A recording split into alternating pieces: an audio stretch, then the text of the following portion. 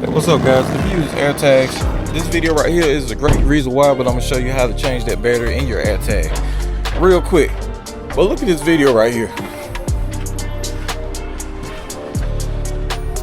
Now I'll tell you, that's a good reason to change or make sure your batteries are fresh on your AirTags, especially if you have AirTags on your bikes, because of the fact that people be doing stuff.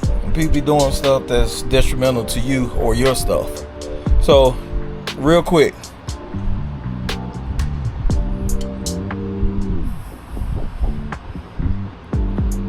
if it's in a plastic cover, of course, take it out the plastic cover, but it's real easy to change the battery. Place the AirTag in your palm, cover it with your other palm, press and twist. Simple. It pops open. Take the old battery out, put the fresh battery in, put it back together, close your palms, twist it. There you have it. There it is. Just a quick tip from LT with Views on Twos. Thanks for watching. See you next time.